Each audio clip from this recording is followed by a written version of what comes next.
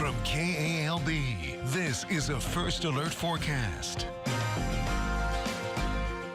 Well, Saturday is a first alert weather day now due to the potential of localized flooding, damaging winds, and possibly an isolated tornado or two. Let's break down some of the details here. 2 rounds of heavy rain are expected. One's a daytime round. One is a round that will move through during the overnight hours.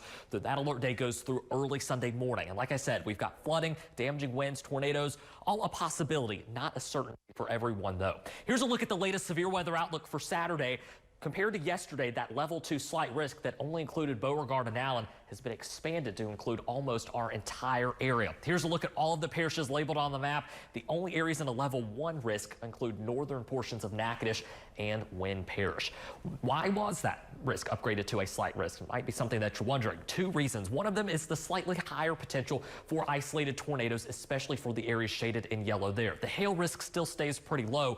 The wind threat also is what drove that risk up to a slight risk, or that level 2, compared to where it was at yesterday. We also have a slight risk for localized flooding across all of central Louisiana and really most of the state of Louisiana. So again, that's going to be something big that we're watching. Let's time things out. Round 1 of storms starts to move into the region around 6 to 8 a.m. tomorrow morning. And this is going to be a pretty slow moving line. You can see it takes it a good 3 to 4 hours to get across our entire area. Then things dry out for a little while. We stay dry through sunset. And then here comes round 2 of storms as we get to about 10 to 11 o'clock, coming right over the state line once again.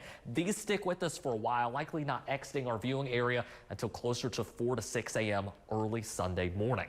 When it comes to rainfall, really central Louisiana remains one of the hot spots in the state as far as the highest rainfall totals go this weekend. I'll zoom it in for you. I'm still expecting widespread totals of 2 to 4 inches with isolated higher amounts. So for some, you may not be dealing with localized flooding issues at all, but for those that end up picking up maybe 4 or 5 inches of rain, that's where we could see some issues out there on the roads. Because of this flood threat, there is a flood watch in place only for Sabine Parish at this time. That runs through Sunday at 1 a.m.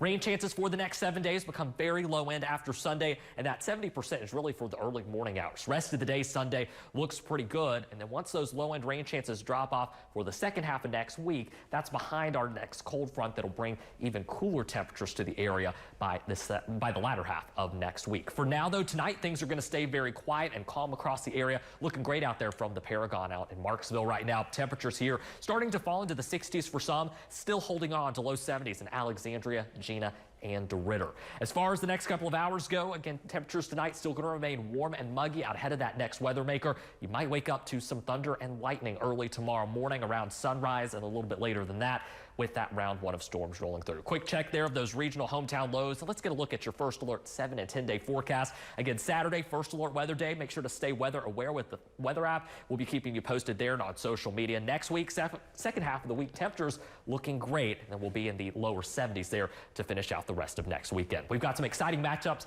with highlights from week 8 of 5th quarter. Those coming up right after this.